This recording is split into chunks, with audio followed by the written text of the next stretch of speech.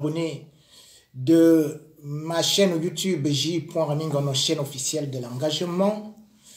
À ceux qui sont connectés sur la page Ramingono et aussi ceux de la plateforme Les Fourmis Magnans, le bataillon du peuple, aux lecteurs du journal panafricain www.koufran.com, je vous souhaite la bienvenue et aussi le rappel qui chaque fois devrait être fait parce que nous sommes pratiquement entrés dans ce qu'on peut appeler le temps de pouvoir nous amuser après des périodes très difficiles où on a été enfermé à cause du Covid-19. Eh bien, on ne porte plus de masques et on peut recommencer des spectacles. Oui, la vie a bel et bien repris. Et à Paris, ça va rigoler, ça doit rigoler parce que ça fait partie de la vie et ça donne beaucoup de santé. Aussi, vous connaissez le grand événement qui avait déjà été reporté, comme je vous l'ai signalé, à savoir la Coupe d'Afrique des Nations, concernant les influenceurs et aussi les humoristes qui devaient avoir lieu en avril et qui a été reporté au 29 mai, juste parce qu'il y a élection à Paris, en France, voulais-je dire, et qu'on ne voulait pas que les deux événements s'enchevêtrent, qu'au moins les gens soient libres de pouvoir aller au spectacle après l'élection et surtout que ce sera l'été.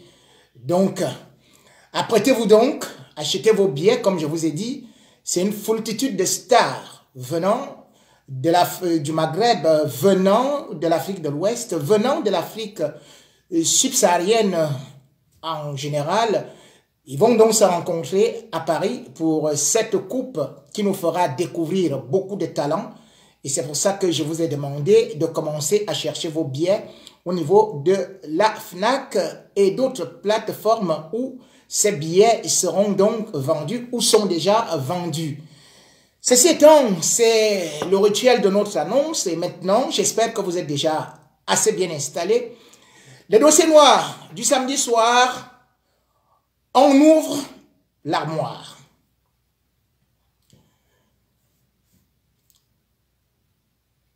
On pourrait dire que le Cameroun,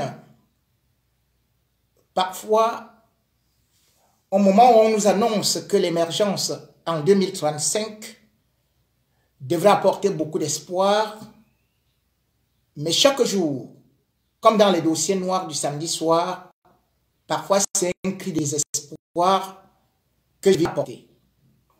Désespoir parce que pour arriver à l'émergence, il faut bien qu'il y ait des vivants.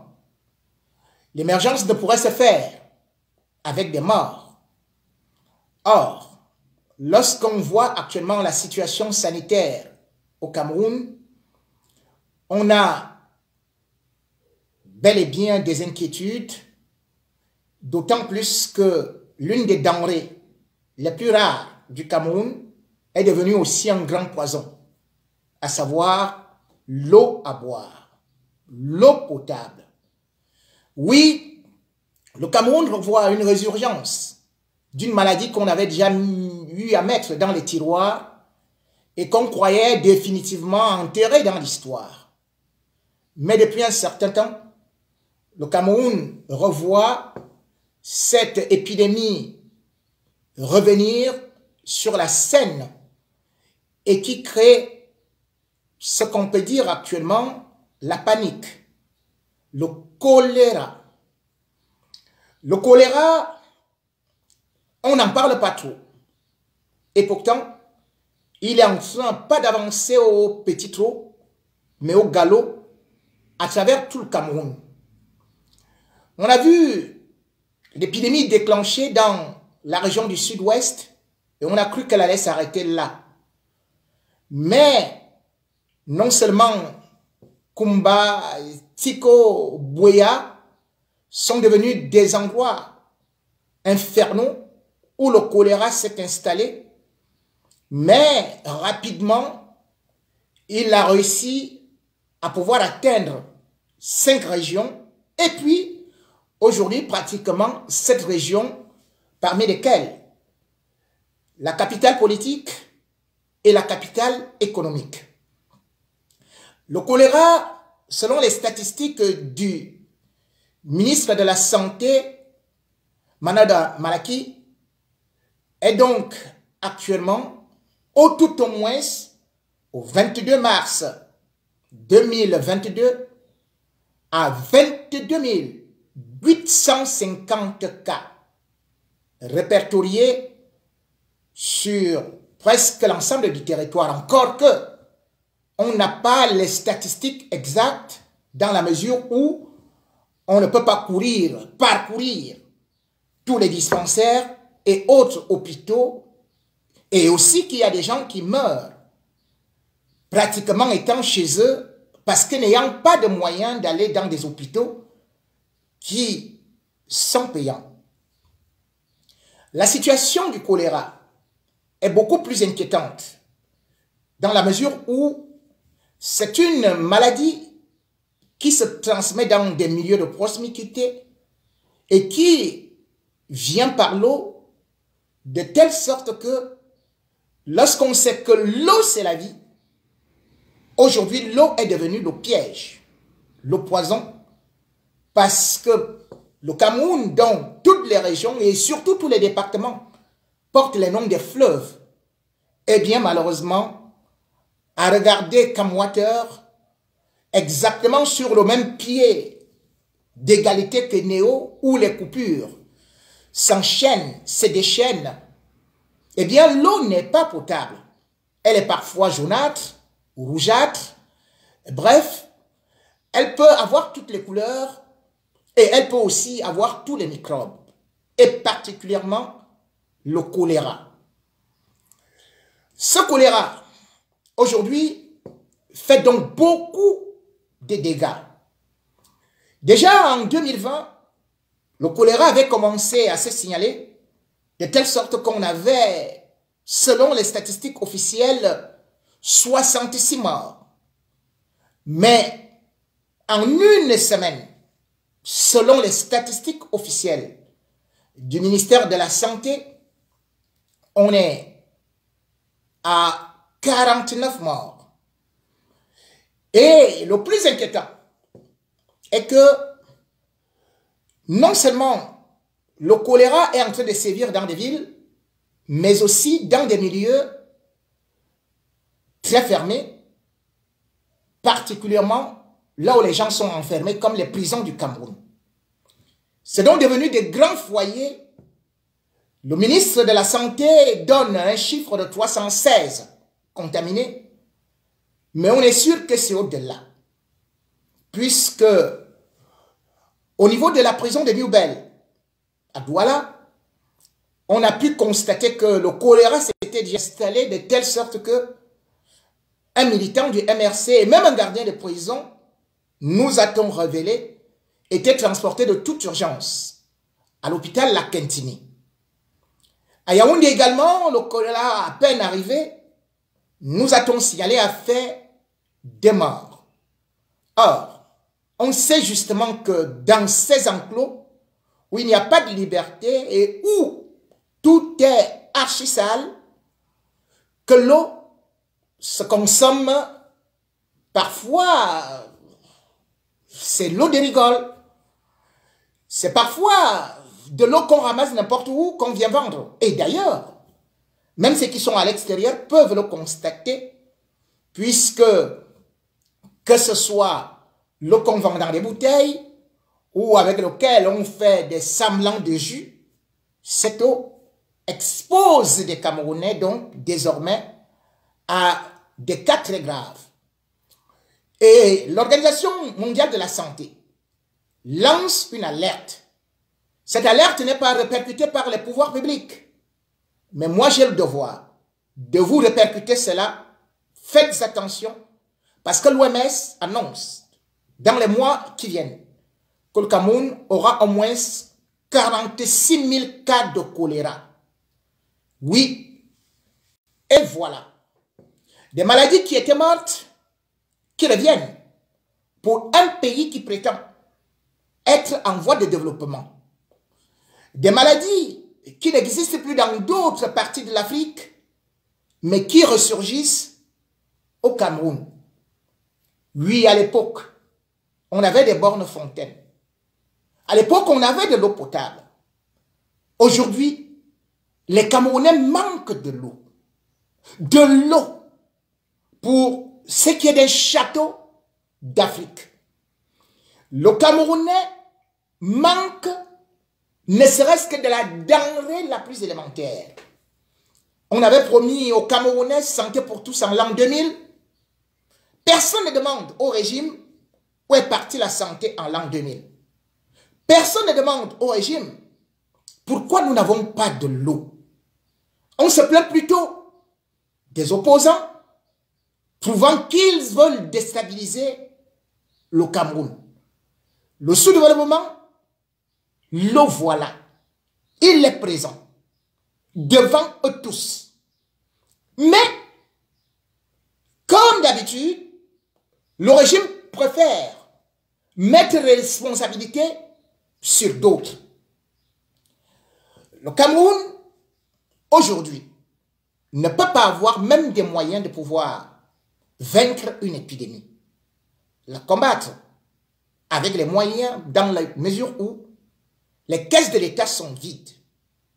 Et quand les caisses de l'État sont vides, on voit donc des mouvements sociaux qui ressurgissent un peu partout, tel celui qui est devenu aujourd'hui très célèbre, à savoir le mouvement OTS.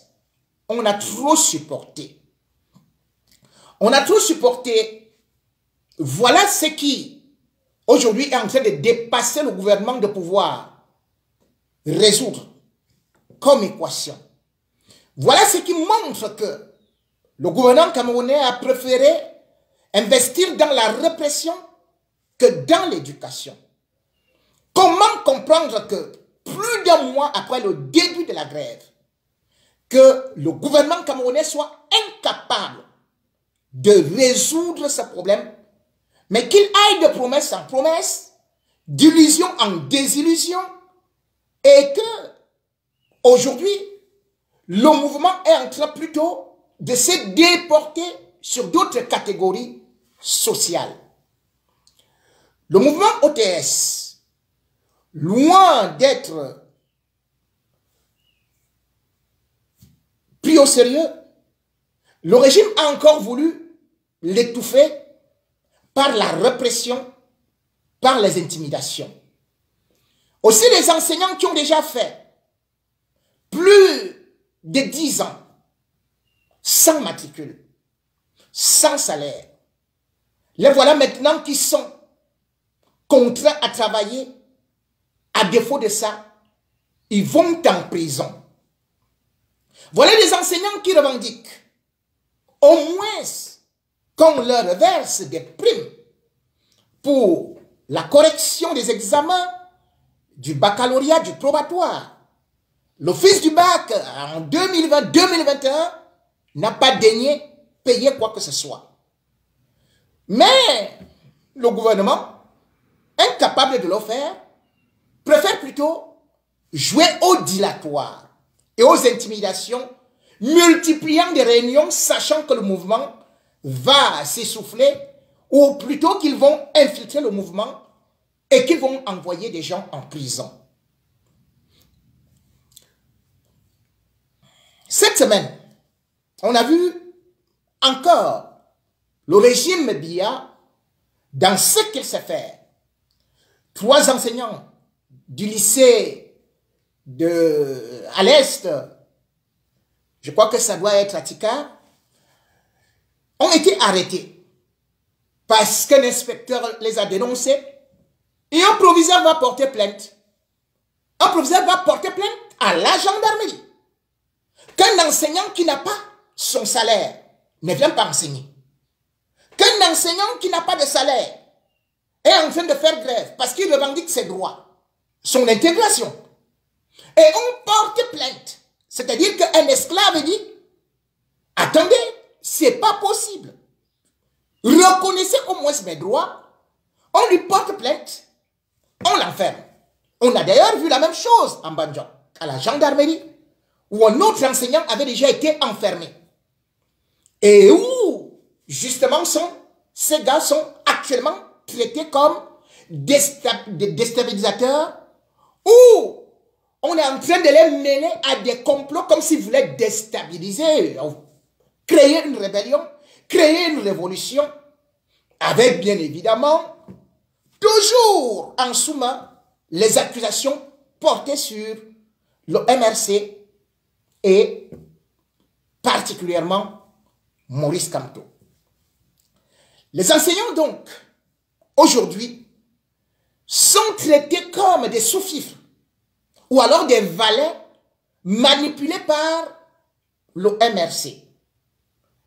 Et voilà que, au lieu de résoudre des problèmes, ça redevient comme exactement ils savent le faire, que tous les problèmes au Cameroun, il n'y a pas d'eau, c'est le MRC. Il n'y a pas d'électricité, c'est le MRC. Il y a les denrées alimentaires qui sont en train de flamber, c'est le MRC. Il n'y a pas de route, il y a des accidents, c'est le MRC. Il y a peut-être les étudiants qui sont même bloqués en Ukraine, c'est le MRC. Le gouvernement lui-même n'est pas capable de pouvoir s'assumer. Comment peut-on aujourd'hui mettre la responsabilité sur le MRC de telle sorte que le professeur Mathias Owonangini se lève pour dire que, après ces multiples enquêtes, investigations, il trouve que tous les communiqués de l'OTS, on a trop supporté, sont signés par un responsable du MRC. Et il donne son nom, Jean Bonheur. Jean Bonheur est donc devenu le malheur du RDPC, du régime en place. Jean Malheur est celui qui a créé OTS. Jean Malheur est celui qui a mis les enseignants en brousse ou bien dans la rue. Jean Bonheur est celui qui est un acteur de Maurice Kamto qui veut absolument déstabiliser le Cameroun. Et voilà, c'est reparti. Avec des thèses complotistes. Comment peut-on faire croire au peuple camerounais, sur les chaînes de télévision, que c'est Maurice Kamto qui est derrière le mouvement OTS?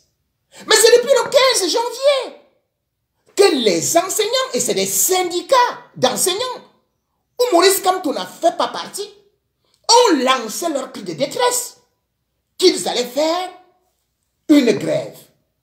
Maurice Kamto était là? Non. Jean Bonheur était là? Non.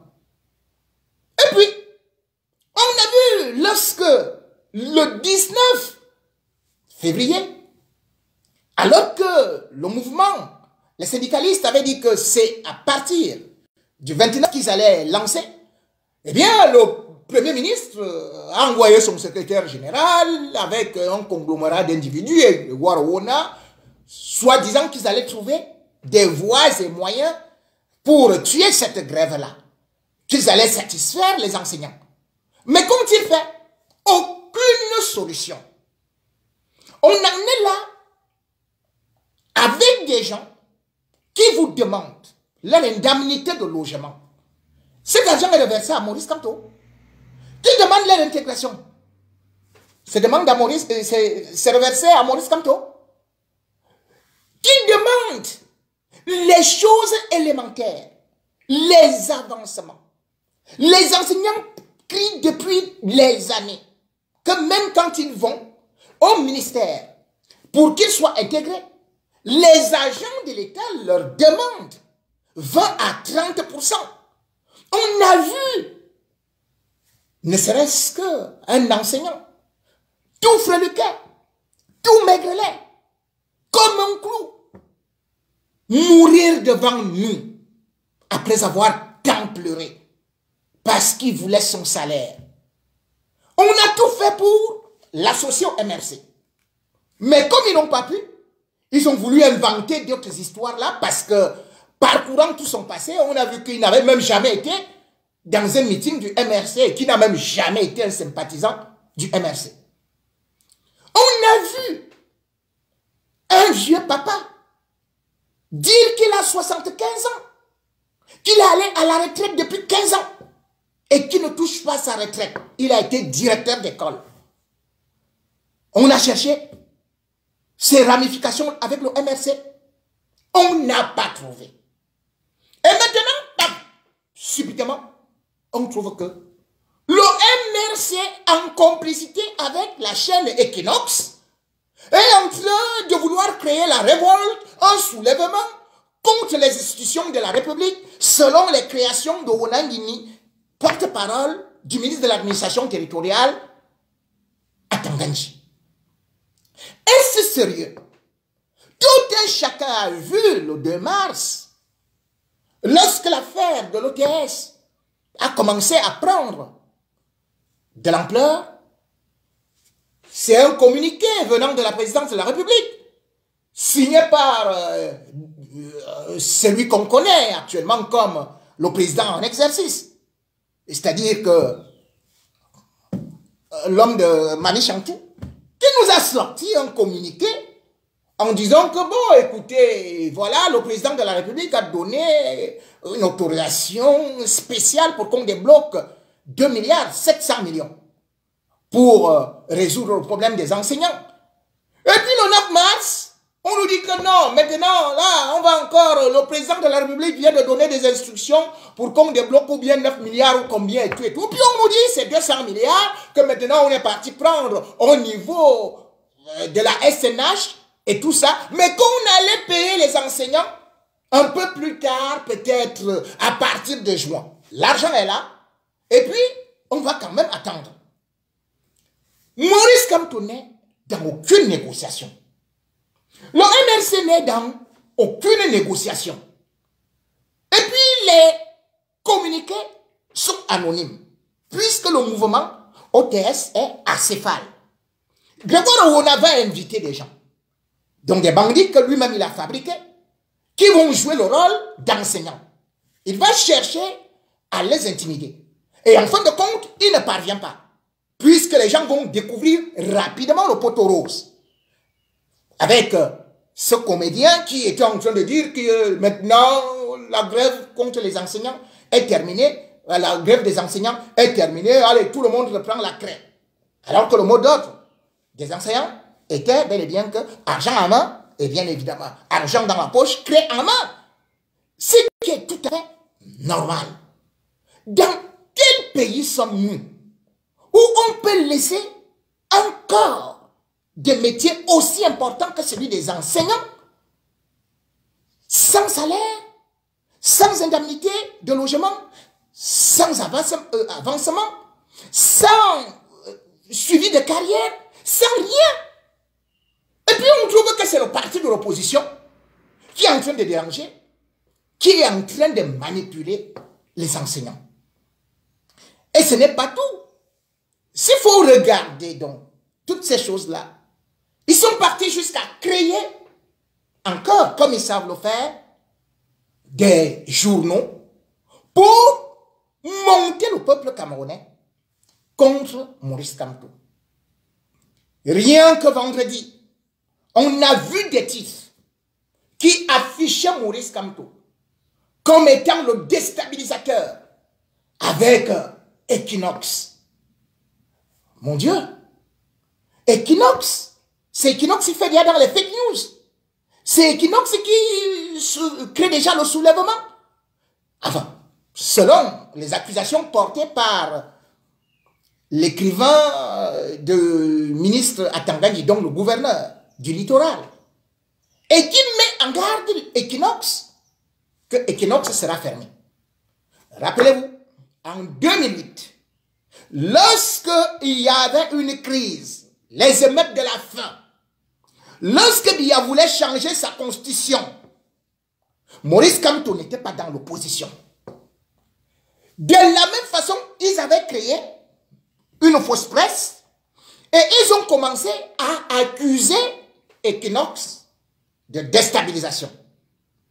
Equinox avait été fermé. Et tout un chacun sait que l'OMRC n'existait pas. Dans un discours adressé à la nation, Paul Biya avait pris la parole pour dire que les gens qui revendiquent là, les gens qui ont faim là, les gens qui disent que le pain coûte cher, que le riz coûte cher, que le carburant coûte cher, que il ne faut pas toucher à la Constitution, Paul Biya était venu dire aux Camerounais que ce sont les apprentis sorciers. C'est le mot qu'il avait utilisé. Il a appelé l'opposition apprenti sorcier. Est-ce qu'il y avait le MRC? Donc, chaque fois, Paul Biya et sa bande refusent de voir la réalité, induisent le peuple en erreur et accusent l'opposition avec des noms d'oiseaux et prend Equinox ferme. Equinox avait été fermé. Vous vous rappelez? Ou bien je vous le rappelle. Equinox c'était l'ennemi public. Parce que quand on est au Cameroun, il faut vanter les mensonges d'État. C'est Equinox qui ment. Tout un chacun d'entre nous a vu comment Atangandji a fabriqué les faux observateurs de Transparency International. Transparency International a dit, je ne connais pas ces gens. La CRTV a fabriqué avec Atangandji des faux opposants. Ils avaient déjà, Atangandji avait déjà fabriqué avec son frère qui vit aux États-Unis une fausse agence de communication. Ils ont fait avaler ça aux Camerounais. Les fake news. Tout le monde a vu comment Atangandji nous a fait comprendre que les crimes qui ont été perpétrés par des militaires, que ça venait plutôt du Mali et non au Cameroun. Avec les chaînes de télévision, ces chaînes de télévision. Mais tout le monde a vu comment est-ce qu'une chaîne de télévision camerounaise, c'est-à-dire que Vision 4, a annoncé la mort d'un chef d'État, Ali Bongo. Cette chaîne est là, aujourd'hui, Vision 4. Mais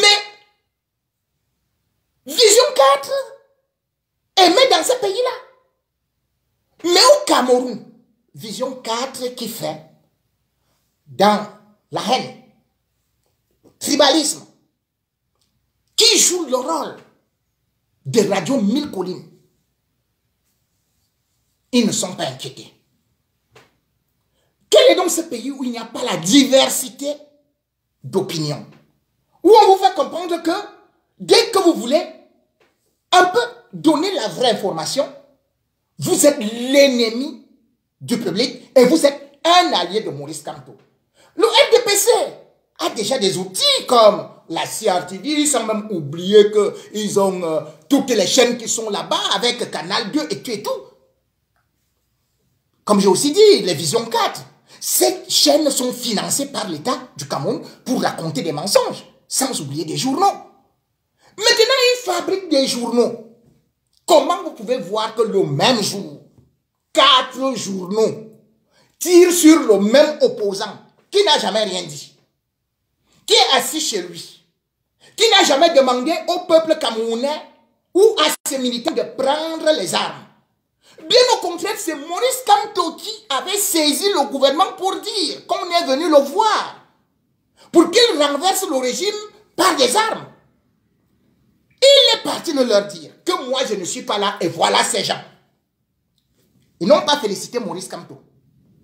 Mais ils reviennent vous dire que c'est Maurice Kamto qui veut renverser le régime, alors qu'il avait des moyens à cette période-là et pouvait profiter du mécontentement du peuple camerounais pour dire j'y vais. Ou bien je vais au moins déstabiliser, même si je vais le faire à partir de l'étranger. Il ne l'a pas fait. La manipulation de l'opinion. Voilà pourquoi est-ce que le peuple camerounais est endormi. Quand vous regardez ceci, est-ce que le Cameroun est sérieux? On nous dit que c'est Maurice Kamto. Je vais vous donner quelques coupures de presse que le peuple camerounais a pu voir dans des kiosques Et dans tout ça, on vous dit non, voilà, c'est Maurice Kamto qui provoque la grève des enseignants, c'est lui qui provoque aussi la grève des transporteurs, c'est lui qui va provoquer ceci, qui va provoquer cela, qui va provoquer. Mais c'est quelle irresponsabilité ça? Regardez, un petit exemple. Voici une édition spéciale. Le journal s'appelle Le Quotidien. Qui vous voyez là? C'est Maurice Kamto. Voilà Maurice Kamto, hein, qui fait la une. Dans un pays où on a le choléra. Dans un pays où il n'y a pas l'électricité. Dans un pays où on vous dit que les fonds du Covid ont été détournés. Dans un pays où l'argent des routes, on ne sait pas là où c'est passé. Dans un pays où les enseignants n'ont plus d'argent. Mais c'est Maurice Kamto qui fait la une. Conjoncture internationale et complot interne. Le double langage du MRC est patent. Publiquement, son leader joue désormais aux Républicains tandis que ses officines œuvrent sans arrêt pour faire chuter le pouvoir en place. Opposition radicale et affidée en embuscade pour perturber la paix au Cameroun. Pour perturber la paix au Cameroun, un pays en guerre, dont il n'y a plus la guerre contre Boko Haram. C'est Maurice Kamto qui est venu avec Boko Haram. Hey! Donc, la guerre dans les régions anglophones là, c'est Maurice Kamto, hein? Ah, en tout cas, ils avaient déjà dit que c'est Maurice Kamto qui achetait les armes pour financer les ambazoniens. Vous regardez ça. Voilà. L'autre, le même jour, le Pélican. Maurice Kamto. C'est incroyable.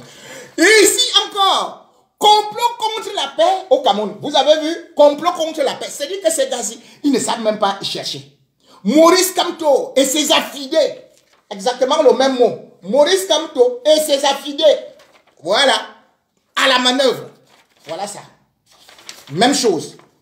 Complot contre la paix au Cameroun. Les revendications sociales et autres rigidités entrevues à l'aune des contre-coups de la guerre contre la Russie et l'Ukraine, notamment la pénurie du blé. Oh, Maurice Kamto. Maurice Kamto a mangé tout le blé du Cameroun. Maurice Kamto est parti provoquer la guerre en Ukraine et en Russie pour déstabiliser le Cameroun. Les gars, si, je ne comprends même pas. Donc, voilà Maurice Kamto qui se retrouve dans la guerre en Russie. Hein? Il provoque la flambée des prix du carburant. Maurice Kamto, hein? Maurice Kamto, toi là, Kamto, toi si, le type si, le Baham si. Hein? Donc le carburant qui monte là à Paris, c'est toi? Non, Maurice Kamto, tu vas me dire ça aujourd'hui. Bon, la flambée des prix de carburant au bout du jour, à l'échelle, sont pour ainsi dire autant de perspectives pour la coalition de l'opposition radicale que pilote Maurice Kamto sous les couleurs du MRC, laquelle a déjà affiné ses stratégies pour mettre le pays sous tension sociale. Dévoilement de la stratégie déstabilisatrice dans ce journal. Maurice Kamto. C'est-à-dire que le gars-ci, c'est lui à la fois Macron. Maurice Kamto que vous voyez ici, c'est lui Joe Biden. Hein? Maurice Kamto que vous voyez ici, c'est lui qui manipule Poutine. Mais, et d'ailleurs, il a les lunettes noires. Vous ne voyez pas? Il a les lunettes noires. L'homme si est dangereux. Le type si a les lunettes noires. Non, ça c'est la mafia. Ce type. Mais Maurice Kamto veut créer la 3e guerre mondiale et il déstabilise le premier pays du monde, le Cameroun, jusqu'à ce que Maurice Kamto a confisqué tout le blé. Tout le blé camerounais, camerounaise. Allez chez Maurice Kamto, demander le blé. Maurice Kamto, pourquoi? Pourquoi tu confisques le blé, le pain aux Camerounais? Pourquoi tu fais monter le prix d'huile? Toi, Maurice Kamto. Hein? Encore. Là, c'est un autre. La République. Encore Maurice Kamto. Oh là là là là là là là là. Non, le type, si. Ici, il a déjà des lunettes claires. Donc, maintenant, je revois. C'est-à-dire qu'ils ont les mêmes photos. Funeste malice de Kamto. Déstabilisation du Cameroun. Tout ça est sorti le même jour. Hein. Enquête. Polissant curieusement son langage qui est devenu plus républicain modéré. L'attitude peu commune, voire suspecte du leader du MRC s'inspire à rebours des manœuvres incandescentes de ses officiers. Mamaye, incandescentes. Donc, je crois que... Hey! Donc, quand le marché des Toudia brûlait là, comme toi, je ne savais pas. Hein. Je ne savais pas que c'est comme ça que tu allais faire. Tu vas même jusqu'à brûler le marché. Hey! Le Bahamsi. Donc, c'est toi qui brûles toujours le marché de Mbopi. Aujourd'hui, voici ton vrai visage. On t'a découvert là. Tu avais la torche. Tu avais le carburant. Avec Cabral pour aller incendier. Quoi là? C'était le tribunal. Pardon. C'est toi qui voulais aller incendier le tribunal, non? Bon, ok. On dit quoi? Donc, entrer en concubinage incestueux. Papa. Oh là là là là là là là. Je croyais que Maurice Kamto était marié. Donc, Maurice Kamto, tu es allé jusqu'à chasser ta femme pour entrer en concubinage. Avec qui? Avec les forces endogènes. On a disé le faux Cameroun. Ouais que... Non, il te manque les cornes. Ah, je vois. Il a la cravate rouge. La cravate rouge ici, c'est le sang. C'est le sang. C'est le sang. Pourquoi? Attiser le faux au Cameroun. Maurice Kamto est dangereux. Maurice Kamto est dangereux. Vous savez pourquoi? Le faux au Cameroun là, c'est Maurice Kamto qui a créé le RDPC. Le RDPC qui fêtait ses 37 ans là. Vous savez qui a créé ça? Avec le symbole du feu au milieu. C'est Maurice Kamto. Il a seulement pris Paul Biya, lui a dit que toi, Maurice Kamto a créé le RDPC avec la flamme au milieu. Le type, Maurice Kamto. Et vous voyez, jusqu'où il va. Le gars là aime tellement le sang que le journal si c'est écrit La République avec le rouge. Partout est Maurice Kamto. C'est le rouge. C'est-à-dire que... Non, non, non, non, non. Funeste malice. Funeste malice. Et on continue toujours. Obsédé par l'idée d'une prise de pouvoir à travers un soulèvement populaire. Voilà. La nouvelle stratégie de celui qui n'a jamais digéré sa défaite lors de la présidentielle de 2018 et ses affidés. Oui, vous ne pouvez pas... Je veux dire, il n'y a pas de synonyme. Les gars, ils n'ont pas été à l'école. Toujours affidé. Vous ne pouvez même pas dire... Même les sujets aux complices ou quelque chose d'autre. Affidé, affidé, affidé, affidé, affidé, affidé, affidé. C'est le seul mot pour des journalistes. Bon. Consiste à instrumentaliser et surtout radicaliser les revendications sectorielles afin de créer un effet domino. Il veut créer un effet domino. Mesdames et messieurs, c'est lui-ci, Maurice Kamto, a fait circuler un tract de la police. Hein. Vous savez quoi? La police camerounaise a dit qu'elle va bientôt entrer en grève parce qu'elle demande aussi d'être traitée comme l'armée. Vous voyez jusqu'où Maurice Kamto va? Il manipule la police camerounaise. Et il faut cogner les têtes entre la police et l'armée. Mais, Kamto, tu es même comment? Le commissaire Kamto, pardon, le délégué général de la Sûreté nationale Kamto, c'est lui. Parce que Mbargangele, que vous voyez là, Mbargangele, c'est l'ami de Kamto. Je soupçonne que c'est tout ce que Mbargangele fait là contre la police. C'est quoi, Kamto? C'est quoi qui fait que les policiers n'aient pas d'avancement? C'est toi, Kamto. Tu as un cerveau. Non, celui-ci. Oh là là, le national. Lui, il est là. Tout ça, c'est le même jour. Hein? Le projet macabre de Kamto. Papa, macabre. Là, maintenant, on est sur la mort. Encore, même chose, hein. Soulèvement populaire et embrasement du Cameroun. Au cœur d'une stratégie savamment urdie.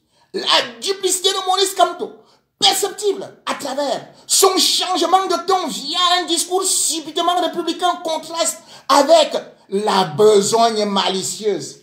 Ici, c'était quoi? Malice. Funeste, malice de Kamto. Même chose ici. Ok.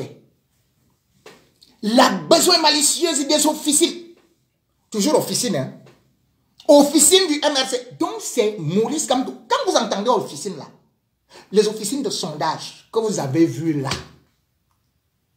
l'affaire de Transparency International là, je vous dis la vérité, c'est Maurice Kamto qui a créé ça. Ah non, le gars de Transparency là, c'est Maurice Kamto. Non, il n'y a même pas à discuter. C'est Maurice Kamto.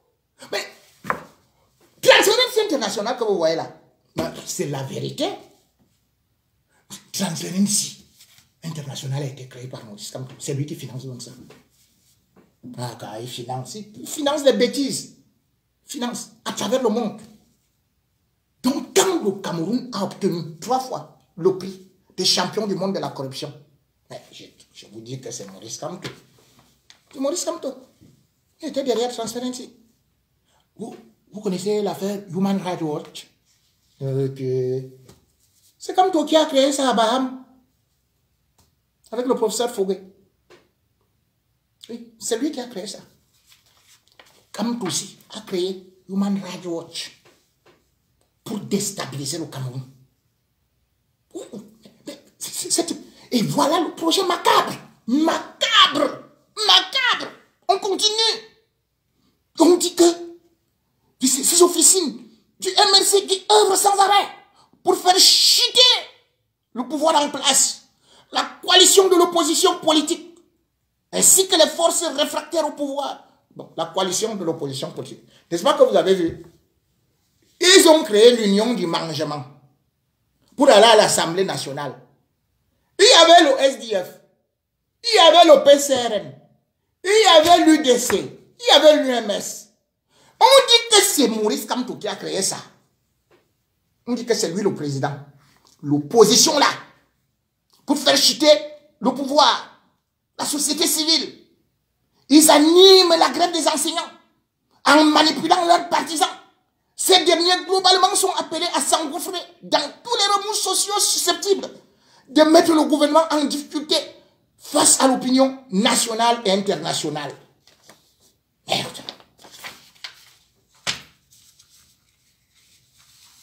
Et regardez la coïncidence.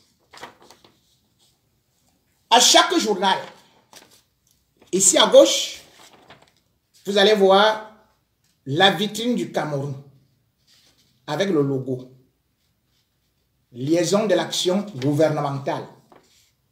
C'est bien écrit. Hein? Vous voyez ici. L'encart. Vous avez vu l'encart? C'est à gauche. J'enlève celui-ci. Je reprends l'autre. Même chose à gauche. La vitrine du Cameroun, salon de l'action gouvernementale. Voilà ça. Des journaux différents, hein? Je reprends celui-ci. Même encart. Même annonce. Vous voyez bien. Lisez bien. Puisque le crime n'est jamais parfait. Je reprends celui-ci. À gauche. Même encart. Même annonce. Même endroit.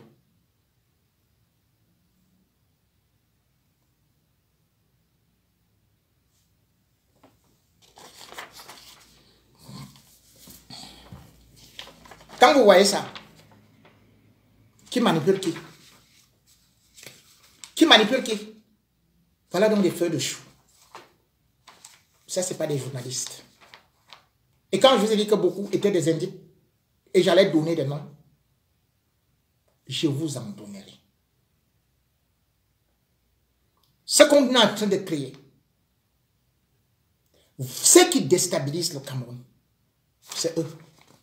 Ce n'est pas Equinox. C'est cette bande de zinzins financée avec l'argent du contribuable camerounais. Voilà comment on manipule l'opinion. Et avec ça, ils vont vous parler de la liberté d'expression. Alors que voici ce qu'on dit. Eux-mêmes, ils parlent des officines. Voici donc ce qu'on appelle officines. Des journaux sérieux ne peuvent pas paraître le même jour, avec les mêmes titres, les mêmes sponsors, si ce n'est pas une officine. Et on accuse Maurice Kamto de créer les officines.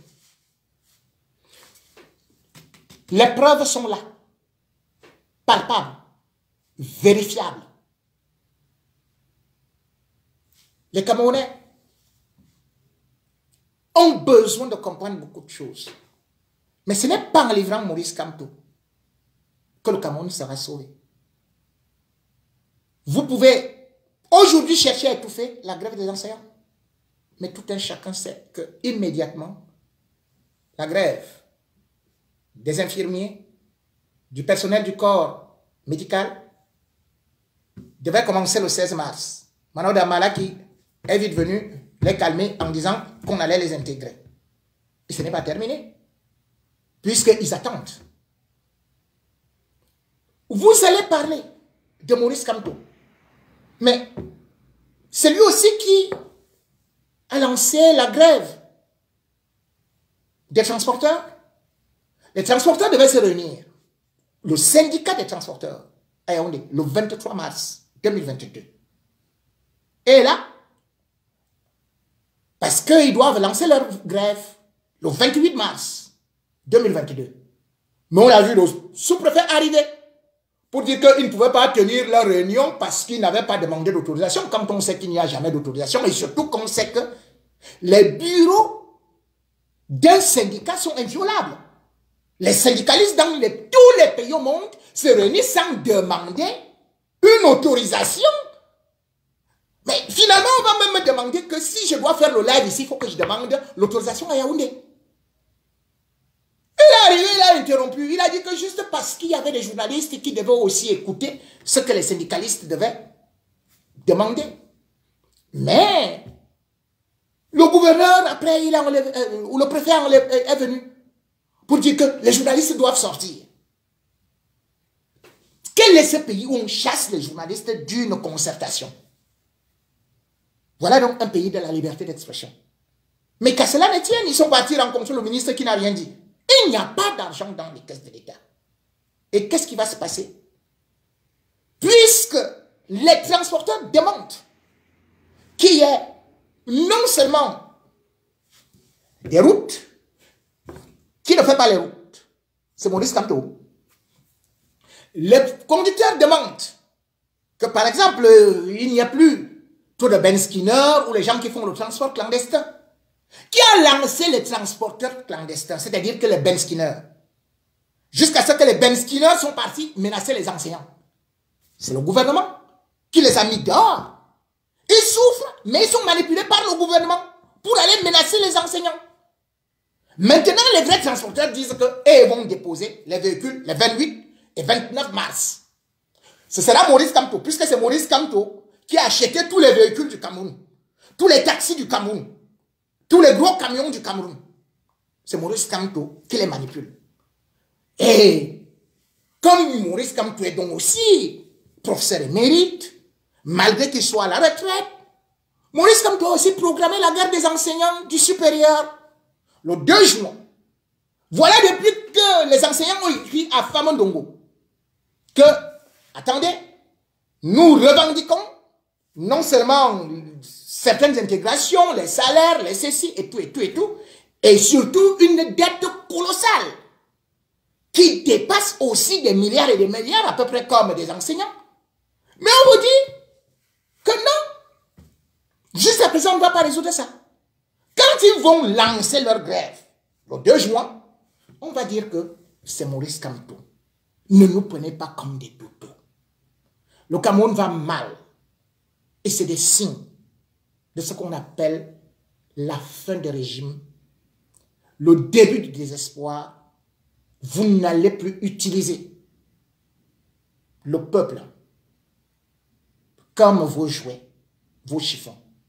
Vous ne pouvez plus construire les manifestations, la douleur d'un peuple qui ne parvient plus à manger à sa faim, qui a déjà trop supporté. Vous ne pouvez plus monter les populations les unes contre les autres, parce que chacun regarde l'inflation qu'il y a au niveau du marché. Vous n'allez pas dire que c'est l'opposition, que c'est Maurice Kamto qui fait qu'il ne puisse plus manger.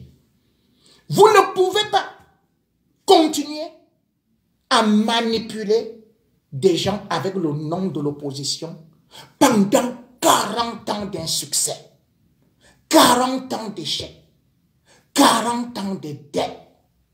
L'heure est arrivée. Votre cycle est terminé. C'est le début de l'apocalypse.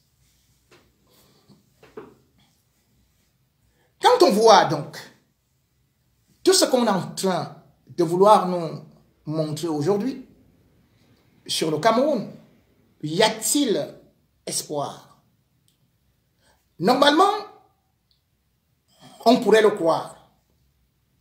Mais sauf que le Cameroun, aujourd'hui, n'a plus un pilote à bord. Il nous a été dit que Paul Biya, par rapport aux grèves des enseignants, était en train de donner des instructions, les hautes instructions, pour qu'on puisse résoudre rapidement le problème des enseignants. Mais on se rend compte aujourd'hui qu'il n'a plus le bâton magique qu'on prétendait qu'il avait. Dans de telles circonstances, lorsqu'un mouvement social aussi importantissime commence, il est normal que le chef de l'État prenne la parole et qu'il rassure ses populations. Mais où est donc Paul Biya?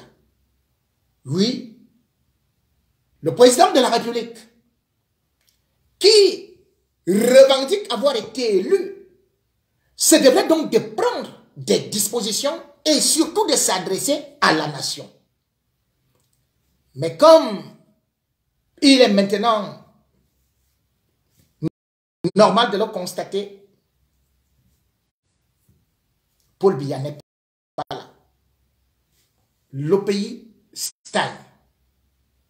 Tout un chacun attend les nominations, le remaniement. Et ce remaniement ne vient pas.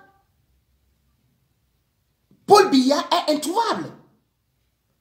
Lui-même qui, après l'échec de la CAN, après les détournements des stades, après le scandale du Covid, avait quand même donné la possibilité aux Camerounais d'espérer un changement, est curieusement absent. Et pendant ce temps, tout le monde attend à 17 h pour écouter un remaniement. Ce remaniement ne vient pas. Et du coup, toute l'administration au Cameroun est bloquée. Chacun est en train de voler, se disant que si ça tombe demain ou après-demain, je dois détaler. Et le Cameroun ne peut donc plus avancer. Un budget a été voté. Mais jusqu'à présent, même pas un ministère n'a reçu 5 francs CFA. Mais pourquoi donc? Alors que le président nous dit ton travail est là.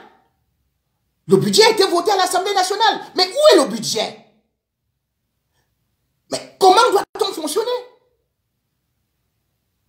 Voilà des choses qui nous montrent aujourd'hui que Paul Biya est loin de contrôler quoi que ce soit.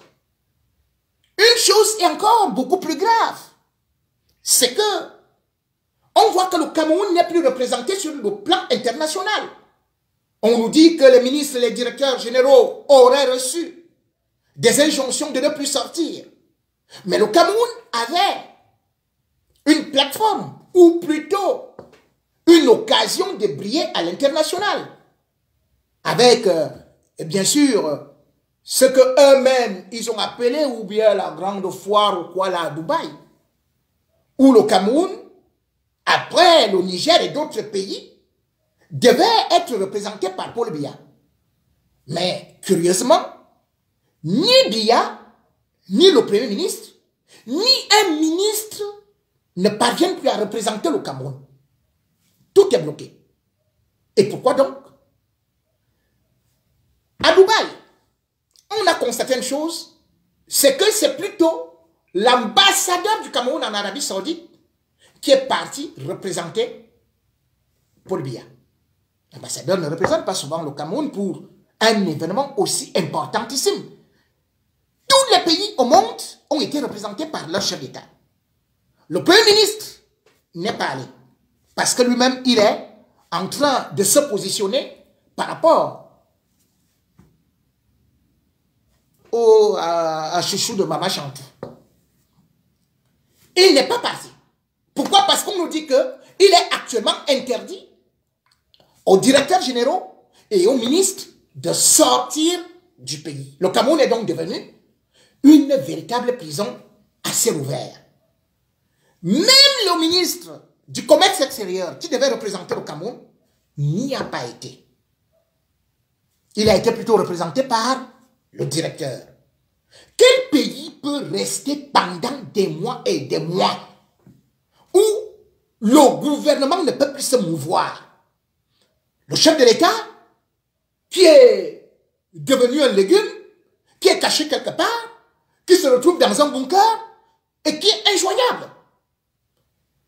J'ai dit, les pays du monde devaient se retrouver à l'Assemblée générale de l'ONU par rapport à un grand conflit dont les répercussions, bien évidemment, tombent sur le Cameroun, tous les pays du monde entier, puisque le conflit en Ukraine, le conflit entre la Russie et l'Ukraine ne se circonscrit pas seulement au niveau de ces deux pays-là. On a vu des blocs se former. Et une fois de plus, il devait y avoir une élection au niveau de l'Assemblée générale de l'ONU. On a quand même vu des pays africains aller qui peut-être ont pris la position de non-alignés, mais étaient représentés. Mais pour la deuxième fois, le Cameroun n'a pas été représenté. Pour la deuxième fois, chaise vide. Mais non, le Cameroun peut bien aller et voter un bulletin nul. Ou même prendre la position de non-aligné et non complètement être absent des sommets internationaux. C'est inimaginable, inexplicable. Certains prétendent dire que c'est une stratégie politique. Quel pays au monde peut rester claquemuré sur lui, ne plus prendre part aux sommets internationaux, ne plus donner de sa voix? Mais sauf si ce pays-là, lui-même est sous blocus ou sous embargo, comme peut-être même la Russie, et même jusqu'à présent, on voit la Russie quand même, avec Poutine, qui essaye de pouvoir communiquer. Lorsqu'on essaie de voir un certain nombre de choses, même la France, aujourd'hui, est inquiète par rapport à la position et par rapport à ce qui se passe au Cameroun. La Russie également, puisque la Russie aurait aussi pu attendre ou obtenir ne serait-ce qu'un tout petit soutien de la part du Cameroun pour voir exactement là où se situe le Cameroun.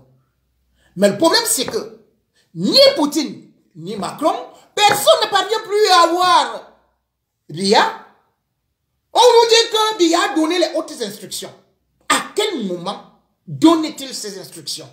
A-t-on une certitude qu'il donne des instructions? Et si oui, comment peut-il rester en tant que chef d'État, alors que le monde est en ébullition, qu'il soit incapable de pouvoir au moins s'adresser un seul instant à son pays? Et mais ce qu'on voit, c'est que le comportement de son entourage inquiète. Parce que on va voir le bras droit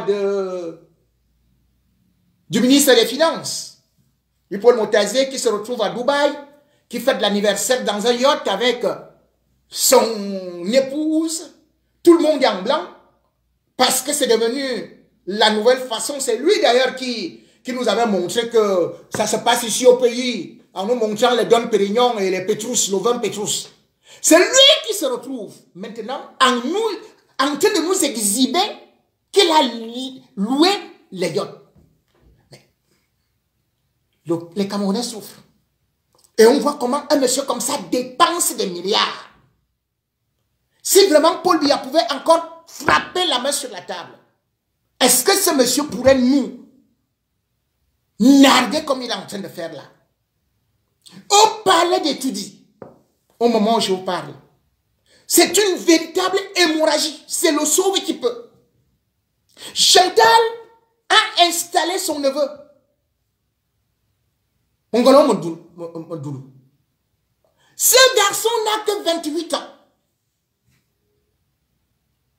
Et il est intendant adjoint. L'année surpassée, il avait sorti 1 milliard pour le champagne, les bons vins, alors que nous étions en plein Covid. L'année dernière, il a encore sorti plus d'1 milliard. Cette fois-ci, il est en train de sortir encore des sommes incroyables d'argent. Dites-moi qu'est-ce qui se passe. Et il y a des vignerons, je le signale, qui sont arrivés à Paris, à l'ambassade, qui ont présenté une facture d'1 million d'euros dans un pays comme le Cameroun, où les enseignants ne sont pas passés, payés. Mais cette facture doit être payée dans des jours qui viennent par Paul Motazé sur instruction d'un enfant de 28 ans. Je vous fais comprendre que Mongolo Modoulou n'est même pas l'intendant principal. L'intendant principal, c'est Fouendi. Mais comme c'est Chantal aujourd'hui qui dirige le Cameroun, avec Mongo, Fouendi est devenu un figurant. Donc toutes les commandes sont faites par celui-là. Et vous vous rendez compte, un pays où on vous fait comprendre que nous avons le choléra parce qu'il n'y a pas d'eau potable. On vous fait comprendre qu'actuellement, Kétianke, l'argentier de l'ambassade du Cameroun à Paris, il se trouve au Cameroun pour débloquer encore plus d'1 million d'euros pour venir donner à des Français, aux vignerons, avec la complicité de Mondoulou, lui Paul Motazé. Et on va accuser Maurice Kamto. Comment est-ce qu'on peut être méchant jusqu'à ce degré? Que le pays est tombé. Et on ne fait que tout piller. Mais Fouendi pouvait au moins, on pouvait dire qu'il était l'intendant et que c'est lui qui pourrait faire ça. Mais depuis que Mongolo est arrivé là, il sort à peine de l'élan. On le nomme à l'intendant. Et il fait tout ce qu'il est en train de faire. Les surfacturations. Vous avez vu des bouteilles à 5 000 euros. Et pourtant, la clé du château est représentée là, au Cameroun. Il ne paye pas là-bas. Il vient payer à Paris. Ou plutôt à Bordeaux. Et puis les factures arrivent au niveau de l'ambassade pour le blanchiment d'argent. Avec ça, on va dire qu'on aime le peuple. Avec ça, on va accuser J.P. Remingono. Avec ça, ils vont dire que Banqui devrait venir me tuer. Regardez ce qui se passe. Même au niveau de l'armée, il devait avoir des nominations depuis janvier. Il n'y en a pas. Les officiers supérieurs sont là. Est-ce que vous pouvez vous rendre compte, mesdames, mesdemoiselles et messieurs, que des budgets, les directeurs de budget ont déjà épuisé leur ligne de crédit? Je vais vous donner leur nom. Ils ont tout pris. Leurs femmes, leurs enfants, ils viennent là, à la sémine, ils gagnent des marchés. Est-ce que vous savez que nos officiers supérieurs, on vient de découvrir qu'ils ont les diplômes du Tchad, d'autres n'ont que le CPE, d'autres en République centrafricaine, et ils sont devenus jusqu'au colonel. Demandez à Banque lui-même, il a pris ses diplômes où? Et ce qui est grave, c'est qu'ils ont créé ce qu'on appelle Opération Boma. Cette opération Boma veut de telle sorte que, même, pas seulement à la sémine, hein, il ne faut pas quand même dire que c'est uniquement la spécialité de Bangui, les gendarmettes que vous voyez là avec des grosses voitures. Comment une gendarmette peut toucher 2 millions, 5 ou bien 500 000 en un mois? C'est-à-dire que, et ils se retrouvent avec des grosses voitures comme ça. Parce qu'il y a ce qu'on appelle actuellement là-bas chez eux, les avancements de solde. Donc, quelqu'un se retrouve avec 2 millions par mois. Nous avons dénoncé.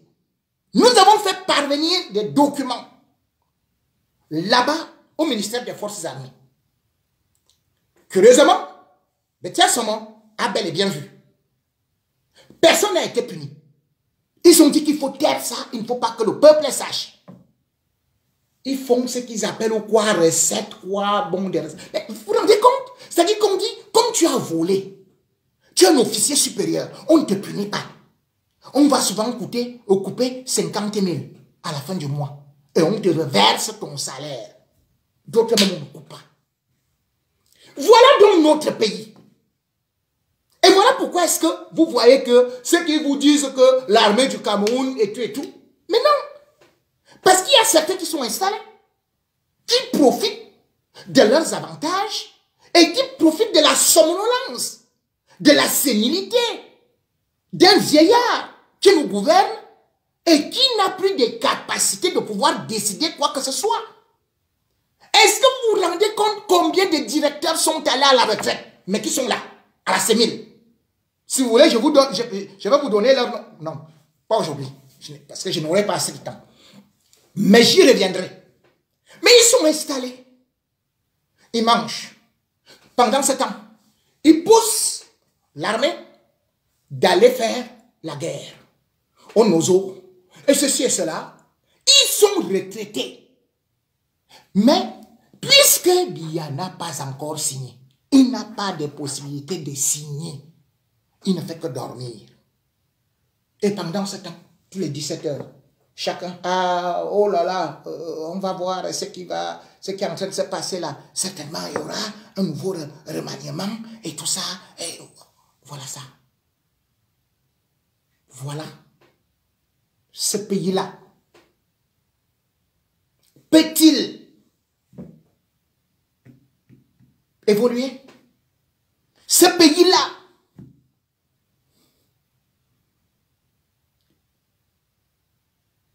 ça me fait mal. Oui, je suis ici. Donc, on me dit souvent, oh là là, toi, tu n'es pas ici au pays. Mais je connais toutes les souffrances du pays. Un journaliste n'a pas besoin d'être là-bas chez vous. Autrement dit, même les journalistes de la CRTV qui vous parlent des choses qui se passent en Irak, qui se passent en Ukraine, ils sont là-bas. Vous avez un envoyé spécial là-bas. Mais vous croyez à la CRTV. Et quand je viens vous dire vos propres souffrances, vous voulez discuter. Parce que vous croyez que ce sont vos médias qui doivent avoir l'information. Vos médias de là-bas sont aussi corrompus. Et d'ailleurs, la plupart des patrons des médias, souvent des scélérats, devraient aussi aller bientôt en prison. Parlons donc de la prison.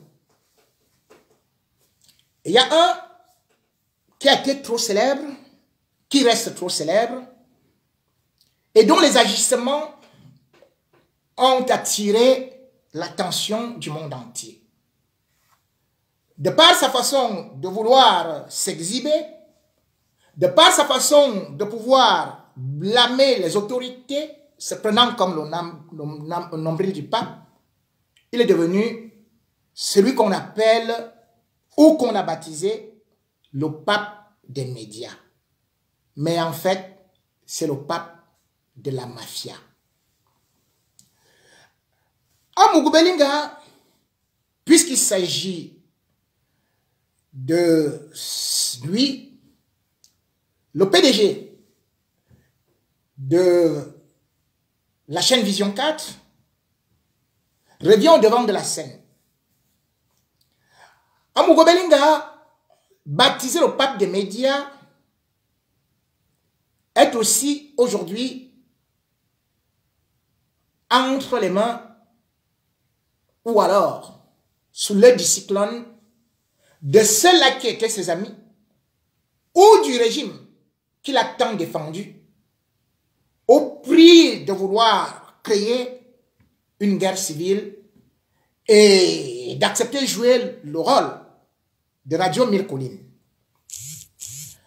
Amougou Belinga est aujourd'hui presque aux portes de la prison. Je vous le dis, je vous l'annonce, parce que j'ai été aussi le premier à vous dire, quand la première interdiction de sortie du territoire d'Amougou Belinga avait été signée, j'avais posté cela. Beaucoup me disaient que c'était un fake. Sauf que plus tard, ils ont constaté que Amougou Belinga ne pouvait effectivement pas sortir du territoire. Et Amougou Belinga également aussi aujourd'hui est en train de voir les taux se resserrer sur lui.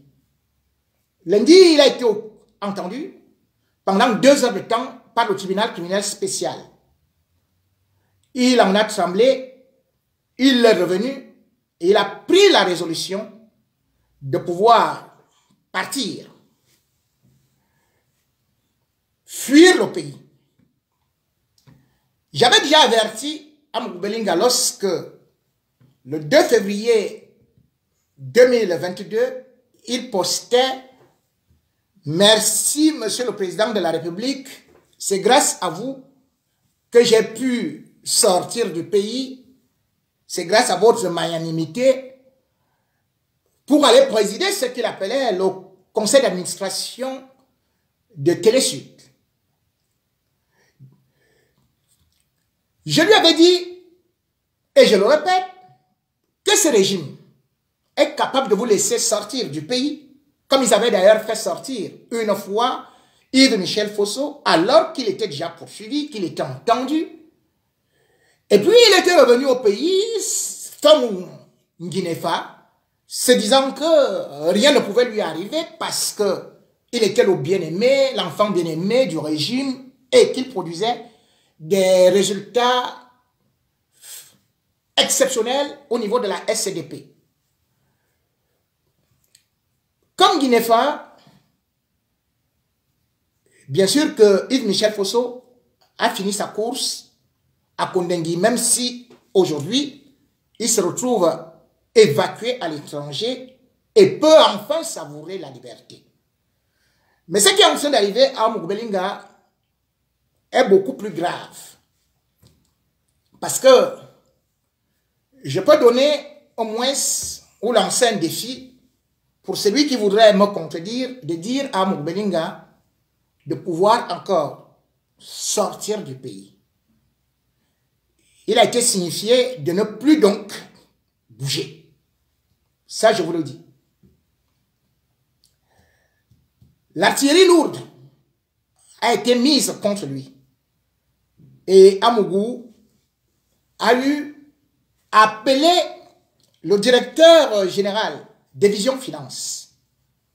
Il lui a donc demandé de sortir une somme d'argent très importante, vidée pratiquement, et d'autant plus que là-bas, ils ont une caisse spéciale où ils gardent les euros pour qu'ils puissent prendre la route. Moi, je peux donc lui dire d'oublier ce scénario parce que là où il envisage partir, c'est au Nigeria. Mon frère Amougou Belinga, toi qui es du même département que moi, je t'avais déjà dit, et je te le répète, Même comme tu as dit il n'y a pas très longtemps à quelqu'un, et tu ne savais pas que j'étais à l'écoute, que si tu vois agir pour Mingono, tu vas lui arracher les ongles vivants. Donc moi vivant, tu vas m'arracher les ongles. On risque d'aller t'arracher les ongles en prison. Hein? J'ai suivi parce que tu te dis peut-être que je suis ton ennemi. Je suis l'ennemi du faux. Je n'ai jamais été jaloux puisque j'ai bien apprécié ton parcours. Comme tu as voulu le raconter au niveau de tes médias et surtout quand tu as créé ce que tu appelles le groupe Anecdote en 1995, on ne pouvait que t'applaudir. Parce que j'encourage des gens qui sortent de nulle part et qui réussissent dans la vie, puisque moi-même, je sors de nulle part. Et peut-être que je n'ai pas beaucoup réussi dans la vie, mais sauf que je n'ai pas faim. Vous avez voulu m'employer, je vous avais dit non, merci, j'étais au Cameroun. Vous m'avez proposé un bon salaire.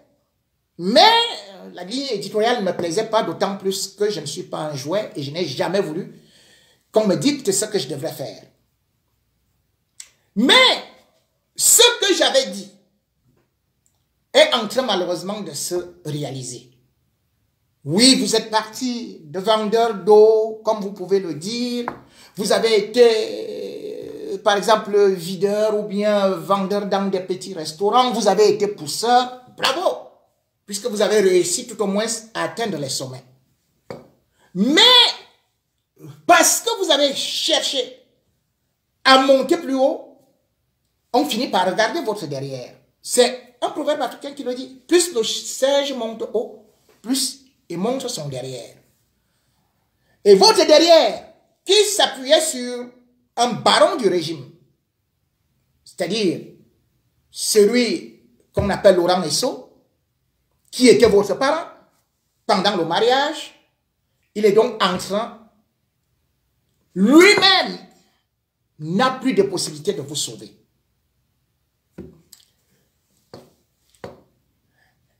Les services spéciaux ou de renseignement sont déjà au courant que vous voulez prendre fuite.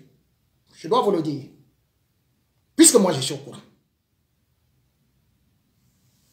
Vous avez eu à déménager depuis que vous vous êtes marié le 20 novembre 2021 pour aller habiter avec votre nouvelle femme, Mélissa Ansoué, que vous avez recrutée en 2018 avec, bien sûr, la sécurité de son père qui devait, bien évidemment, qui était déjà commandant à la GP et qui a été limogé par lui en 2012. Vous avez demandé qu'il forme la sécurité autour de vous.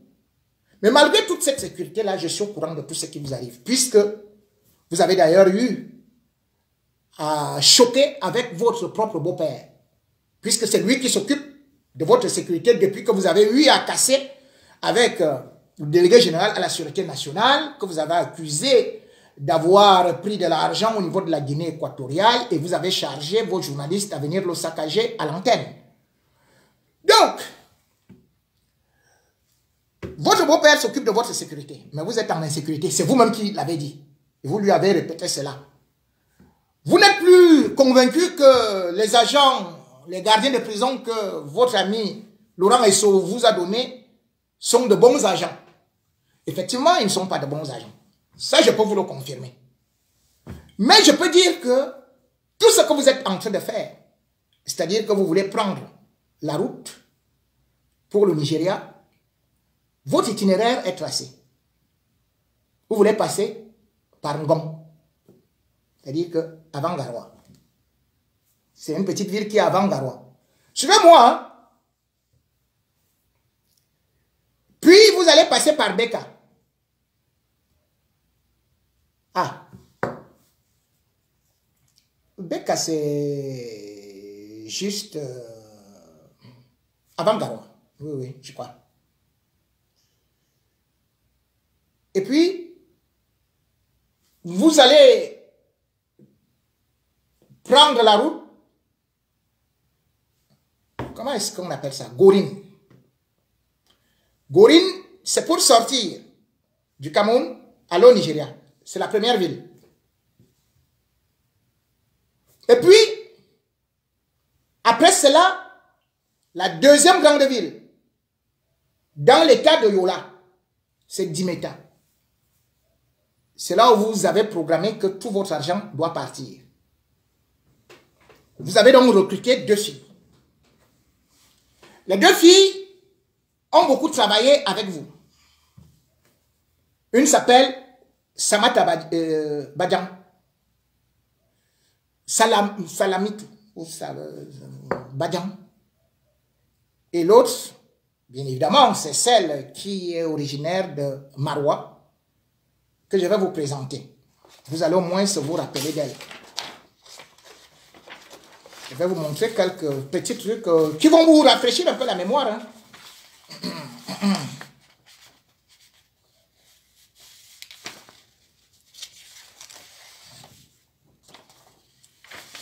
C'est elle qui devrait convoyer votre argent.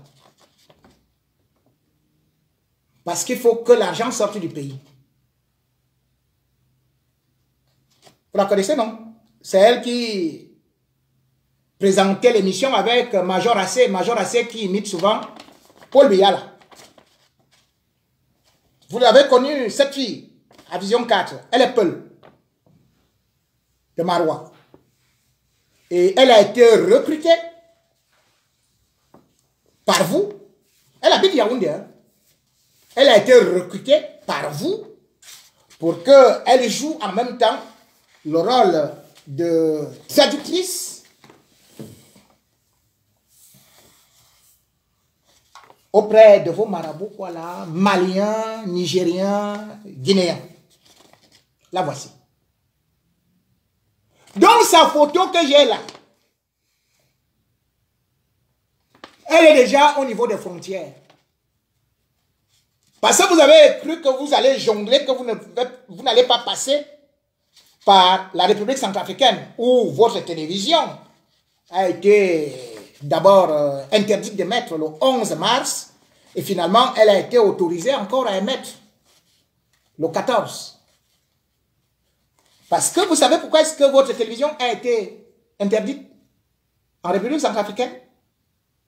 On vous a fait croire que c'est tout simplement parce que vous ne payez pas les redevances. Mais c'est plus que ça. Ça vient du Cameroun. Je ne vais pas vous dire plus. Moi, vous aide. Hein? Je suis votre frère. Oh. Dès que vous donnez, on sait déjà. Parce que celle-ci, celle que vous voyez là, elle va prendre l'avion à Dimeta. C'est-à-dire que comme dans les bus, parce que c'est elle qui maîtrise toute la zone là. Pour partir à Lagos. Et vous savez ce qui est à Lagos? Je vais vous dire ça prochainement. Voilà, là voilà. Tout le monde la connaît.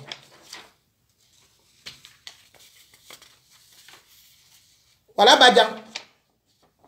Vous la connaissez trop bien. Vous savez ce qu'elle partage parfois avec vous à des heures indues. C'est elle qui a été chargée de sortir de l'argent au niveau de Vision Finance. Donc, là voilà, très très bien, assise là. Je ne veux pas vous donner beaucoup plus d'informations sur elle. Mais ce que je vous dis, d'ailleurs vous pouvez aussi la voir là. Hein. Voilà quand elle était, voilà. Voilà qui est là. J'ai toutes les photos et toutes vos positions. Je ne veux pas tout mettre ici. Parce qu'il y a des photos qui sont très privées. Le problème que vous avez, et que je devrais aussi vous révéler, c'est que vous êtes parti à Odia. Vous avez pris vos effets importants chez Sarah, votre deuxième épouse, magistrate. Vous avez aussi pris les effets importants chez la première femme. On vous suit.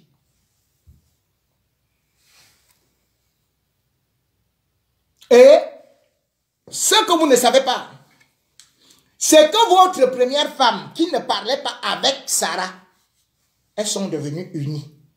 contre vous. Peut-être pas contre vous, mais ne sont plus avec vous. Et même votre troisième femme, je vous donne juste un petit exemple pour te dire que enlève tout sur toi, mais je verrai toujours ce qui se passe. Lorsqu'effectivement, on t'a fait descendre du vol de Simalène, où tu devais partir à Paris, tu étais avec Mélissa. Lorsqu'on t'a signifié de descendre, qu'est-ce qu'on t'a dit? Qu'est-ce que Mélissa t'a dit? Mélissa t'a dit, va résoudre tes problèmes. Moi, je dois aller à Paris parce que j'ai rendez-vous avec le chirurgien esthétique. Elle devait aller refaire ses fesses. Entre autres. Bon, voilà. Donc tu sais ça, non? Toi-même, tu lui as dit que tu es malade.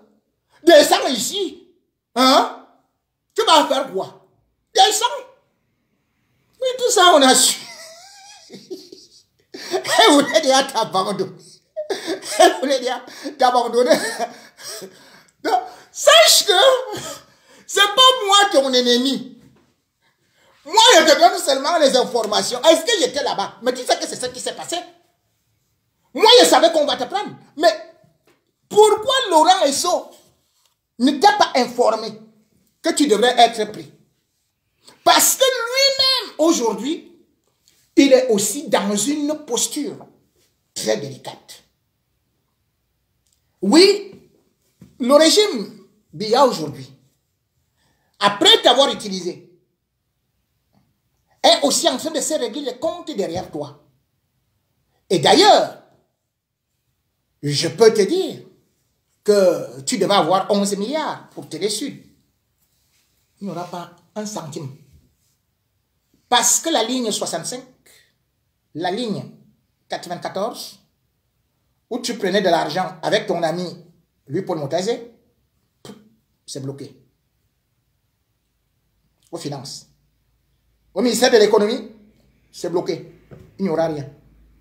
Tu te souviens que c'est toi-même qui disais, en juillet 2020, en visitant les tours jumelles, puisque tu voulais faire comme les Américains, là où tu devais construire le siège du groupe L'Anecdote, là où tu construis, eh bien, tu disais que la bibliothèque Paul Biya, tu devais y mettre 500 millions.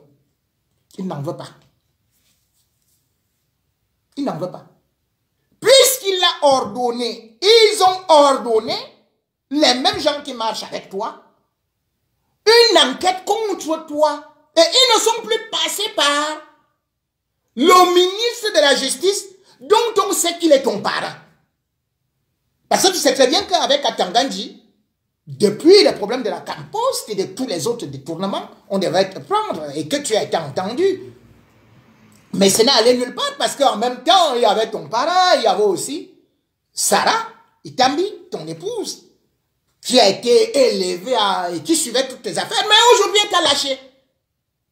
Et d'ailleurs, la dernière fois, quand tu es allé auprès d'elle pour parler un peu là, parce qu'elle ne te parle pas, tu lui avais parlé en français, non? Elle a fait comment? Elle t'a répondu en anglais et toi, tu ne comprends pas anglais. Bon. Je peux te dire ce qui se passe chez toi, hein? C'est bon. Mais ce que je veux surtout te signaler, c'est que, en réalité, ce que j'ai toujours dit, c'est qu'ils savent t'utiliser et après te jeter. Oui. Maintenant, au niveau de Vision 4, tu as pu voir certains qui viennent, que tu as recrutés pour venir régler certains comptes contre Famandongo, qui était ton grand ami.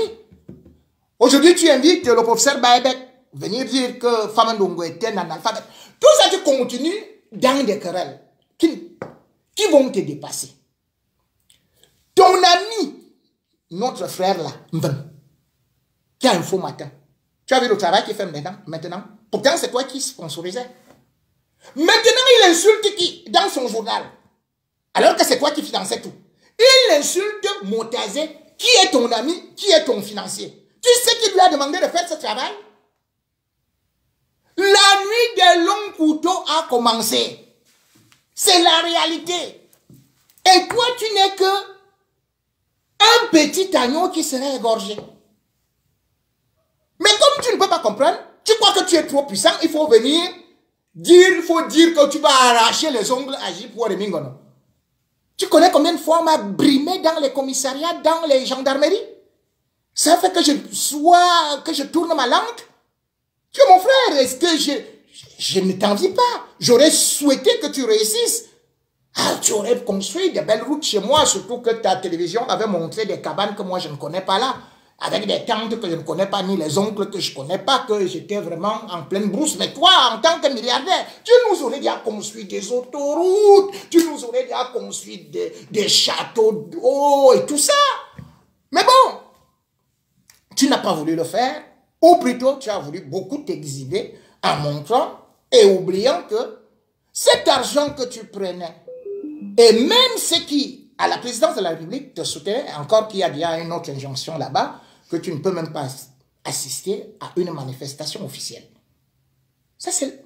Va seulement tu vérifies. Je t'ai donné juste quelques éléments.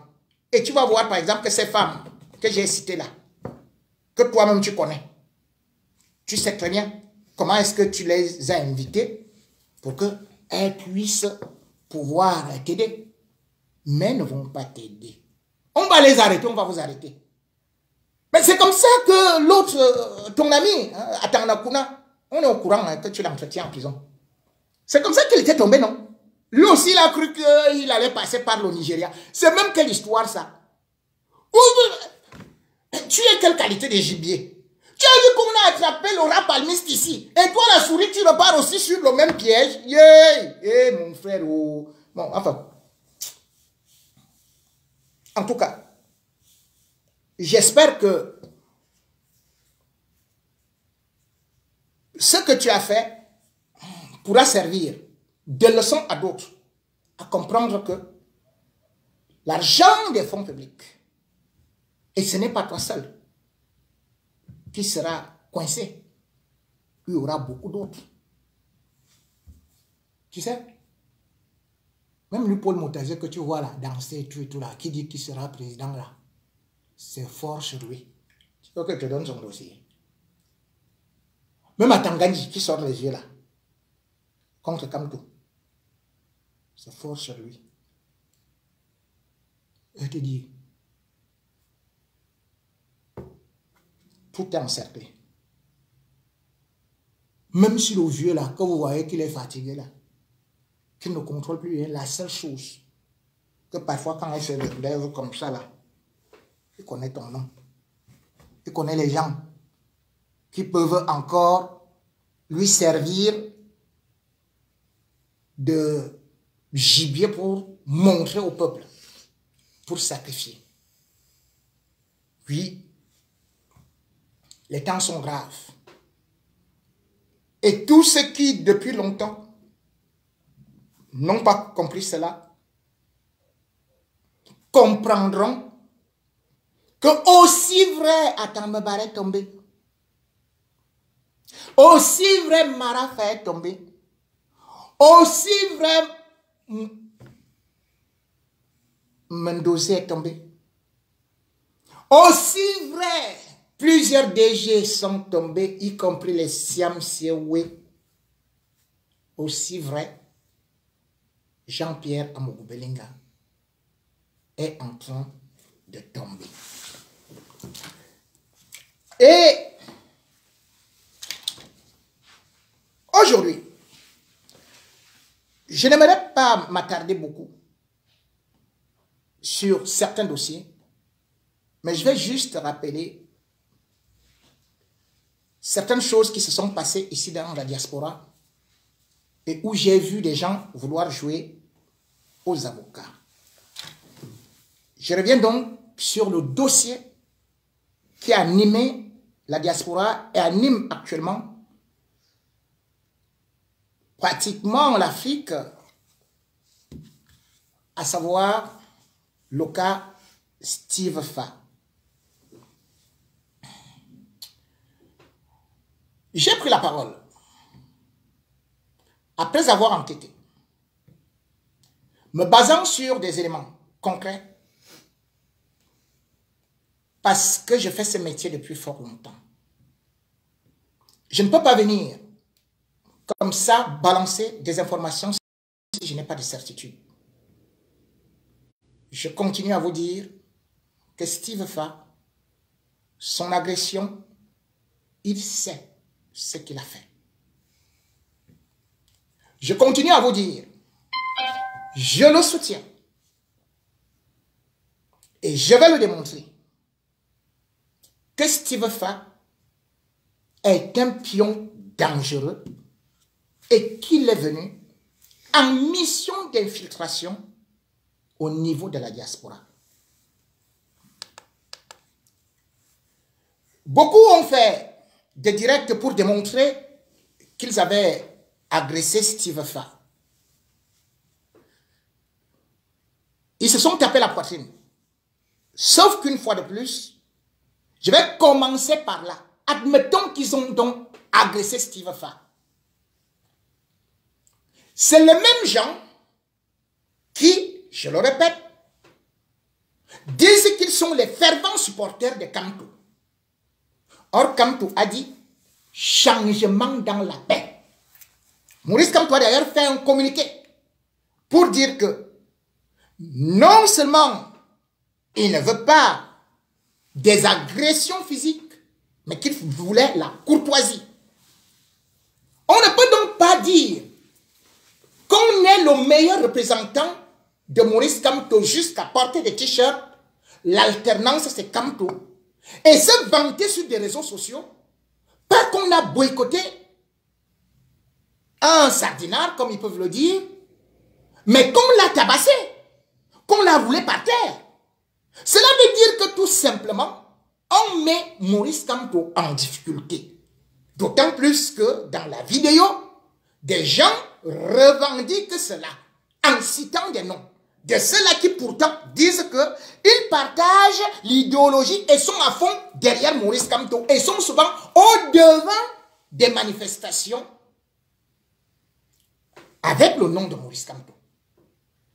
Je le répète, vous ne pouvez pas être contre, vous ne pouvez pas être pour quelqu'un qui dit qu'il veut la paix.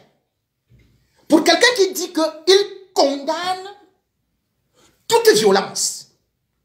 Mais partout, on voit que vous bagarrez, que vous tabassez des gens, et vous venez confirmer en montrant même les captures d'écran que oui, c'est ici comment, voilà comment est-ce qu'on a fait. Après, on a bien botté même, comme vous voyez là, hein? Le visage là, c'est on a défiguré ça jusqu'à ce qu'il est parti mettre la poudre. Mon Dieu! Là, on n'est plus dans l'activisme. Je dis bien là. On est dans le gangstérisme. Et là, on met Maurice Kamto à mal. La preuve, c'est que après l'agression de Steve Fa, la supposée agression, vous avez vu les journaux sortir pour mettre Maurice Kamto comme étant le partisan ou le chef de file des brigands de la diaspora, de la basse.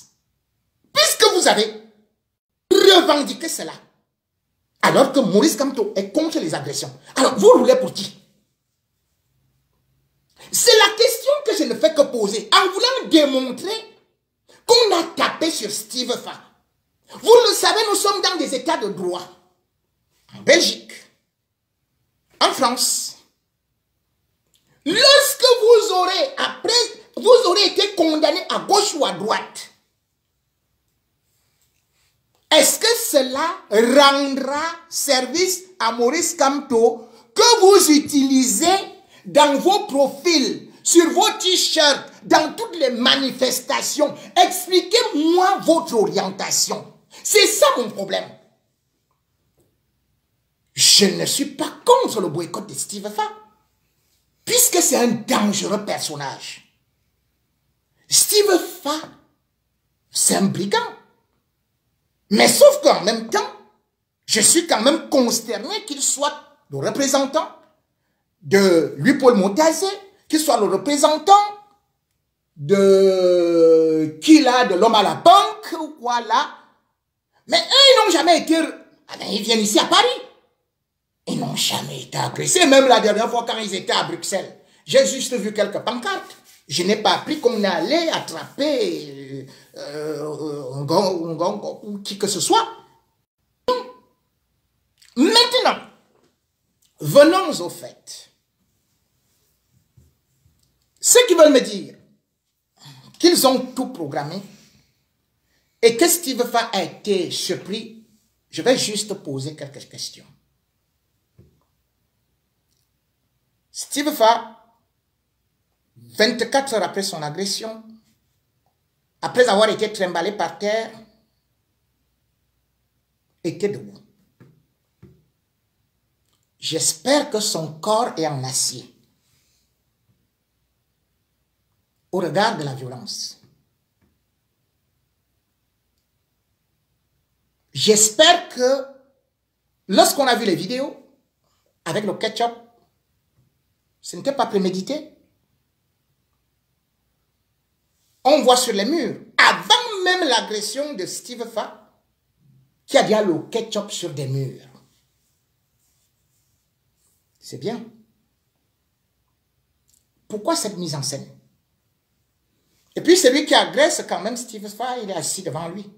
Il est entré avec un sac de farine qui était posé là, que tout le monde peut bien voir. Comment ces gens sont arrivés là?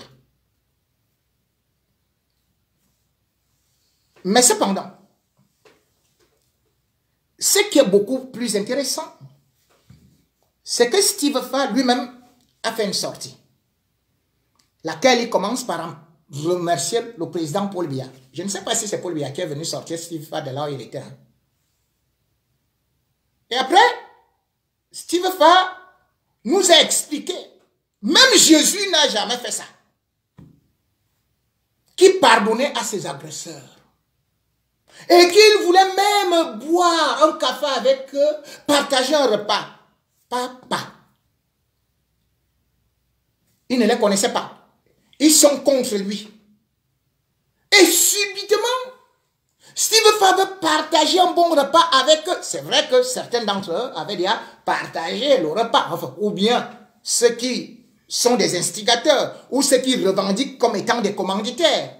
Ils ne peuvent pas nier avoir été avec Steve Fa en très très bonne compagnie.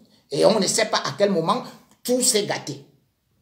Mais, demandez à ceux qui viennent de vous agresser de venir partager un repas alors que vous ne les connaissez pas. C'est quand même extraordinaire. Et puis, arrive une déclaration magnifique. C'est que Steve Fa est venu et a subi un véritable attentat dans un cabinet d'avocats. Je ne sais pas si les réunions se font dans des cabinets d'avocats. Deuxième des choses, Steve Fa finit d'être agressé. Il a quand même un avocat. Il ne porte pas plainte. Il ne va pas dans un hôpital. Quel que soit ce qui arrive à quelqu'un qui est agressé, parce que tu peux avoir une hémorragie interne, même si tu n'as pas de blessure, tu passes par un hôpital.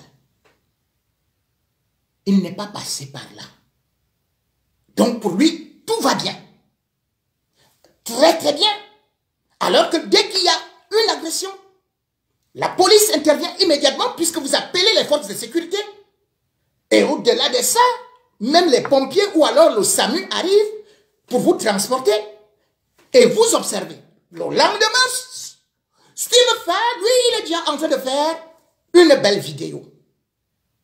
Terrible. Et curieusement, il prend le vol. Le voilà qui est en train de partir à Paris. De partir au Cameroun. Tiens, tiens. C'est tellement bien joué, c'est tellement beau.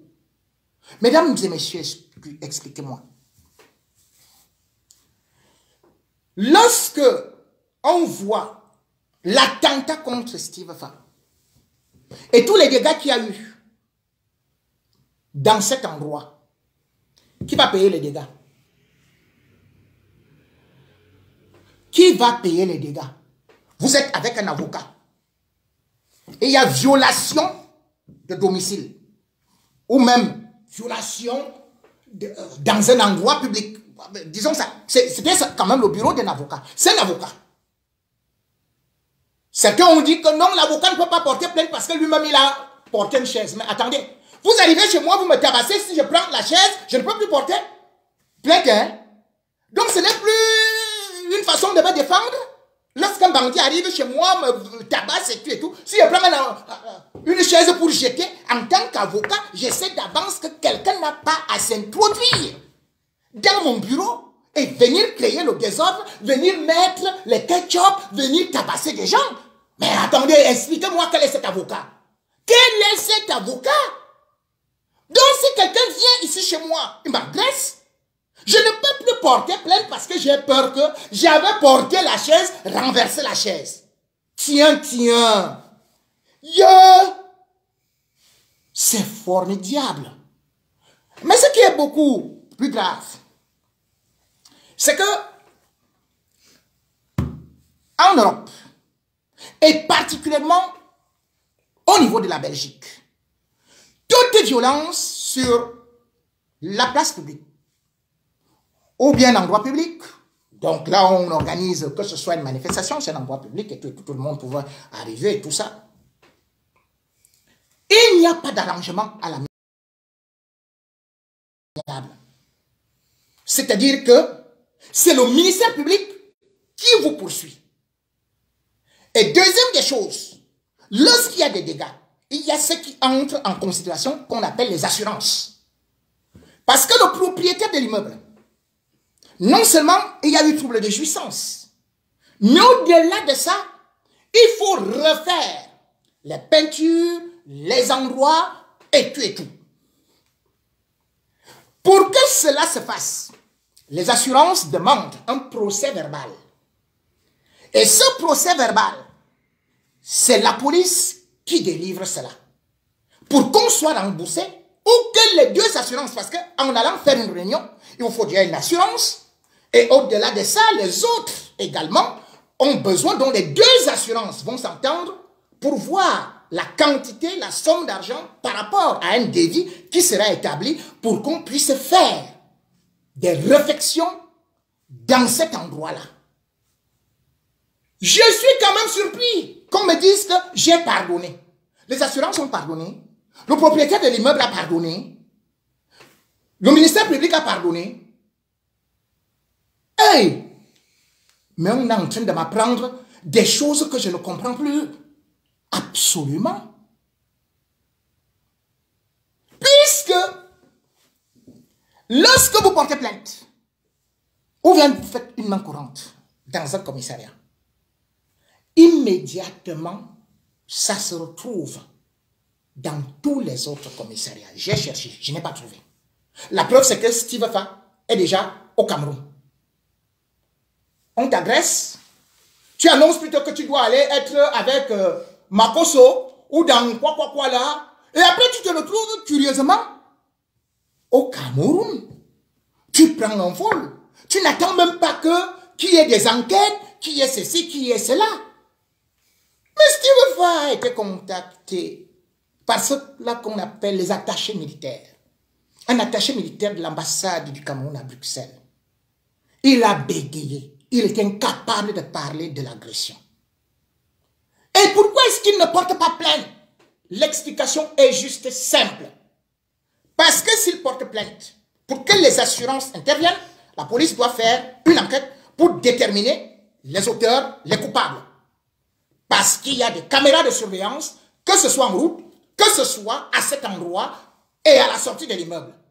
Et du coup, on allait donc prendre ceux-là qui sont venus jouer leur théâtre, on allait leur dire, monsieur, on vous prend, on vous met en garde à vue. Et après, vous pouvez même faire la prison. Puisque ceux-là ne sont pas reconnus même comme des activistes. Ou bien ils seront condamnés. Puisque même certains activistes au niveau de Bruxelles, aujourd'hui, sont incapables d'aller dans certains endroits parce qu'ils sont condamnés. Avec sursis. Comment donc des gens qui n'ont jamais été revisés, c'est une agression, s'en vont et on ne porte pas plainte. Juste parce qu'on sait que lorsque la police va faire des investigations, on va arriver aux vraies conclusions. Et d'ailleurs, Yaoundé a demandé que Steve Fa porte plainte. Pourquoi est-ce qu'il ne l'a pas fait? Pourquoi est-ce qu'il vient dire aujourd'hui, au lieu que la justice soit faite et après qu'ils disent que, mais qu'ils prennent plutôt la direction de Yaoundé alors qu'il ne devait pas encore rentrer selon le programme qui était assigné, que lui-même s'est assigné. Comprenons-nous, qui ont connu des bousculades. Mais comment ils ont fait pour se retrouver là? Et comment elles aussi ne portent pas plainte? Comment aucune, jusqu'à présent, ne vient dénoncer cela? On peut bien me faire croire tout ce qu'on veut, mais je vais vous dire, pas ce gars. Voulant recruter ces personnes, soit disant que c'est où la formation. D'ailleurs, je vous dis, arrêtez ça. Steve Fa ne peut pas quitter du Cameroun pour venir faire des formations sur l'entrepreneuriat. Parce que, en Belgique, ne serait-ce que pour la formation, il y a le forum. Donc, pour l'entrepreneuriat, c'est financé par l'État. Vous ne pouvez pas quitter du Cameroun. Vous venez former les entrepreneurs. Vous avez quel niveau? On vous envoie en formation. Il y a même, si c'est pour les conducteurs ou quoi, les caterpillars et tout, on appelle le NEM. Même les infirmiers, pour être formés, d'ailleurs, il n'y a même pas de concours. Déposer une candidature, on va déposer. Comment donc quelqu'un quitte le Cameroun pour venir former les gens en Belgique? Là, il y a les vrais formateurs. Steve Fa à quel niveau universitaire, quel niveau d'entrepreneuriat pour former des gens? Qu'ils nous disent sur quoi est-ce qu'ils comptaient? En Belgique? Comment a-t-il précédent? Avec le niveau. Qui s'est chargé de ça?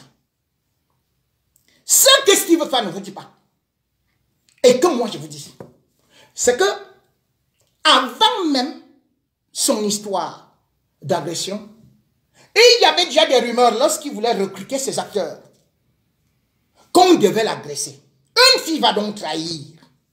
Pas qu'elle va trahir, elle va juste déclarer que Steve Fa sera... Bon, on est en train de nous inviter là où Steve Fa Steve Fa sera agressé. Et là, ça arrive directement au niveau des services secrets belges. Quand les services secrets belges sont informés avec des preuves, un Camerounais, ce Camerounais est instructeur. Et ce Camerounais va contacter Steve Fa à son numéro de téléphone. Parce que les services belges, il est instructeur à l'école, ça va aussi à la CIA. Il va contacter Steve Fa. À peine, il ne répond pas. Il dépose des messages. Si vous voulez, il y aura des captures d'écran. Je veux qu'il demande. Sur les captures d'écran, il est en ligne. Et le Camerounais fait une proposition d'agression contre votre personne. Si tel est le cas, prenez contact avec moi, que je suis dans le domaine, nos éléments, infiltrent la salle, qu'il soit là présent. Parce que lui, il faut aussi, dans l'antiterrorisme, j'ai dit bien qu'il est instructeur. Je me donne un certain genre. C'est le office camerounais. Ce Camerounais qui travaille à la CIA, et un Camerounais dont on parle d'un pro, je ne sais pas si c'est du buzz ou si c'est une Jacob, va dire, bon écoute, je te donne son numéro privé pour que tu le contactes. Et le numéro de Steve Fa, privé, c'est le plus 237. Il va lui envoyer sa carte de visite. Il va lui envoyer, viens à mes bureaux, qu'on essaye de voir comment faire pour que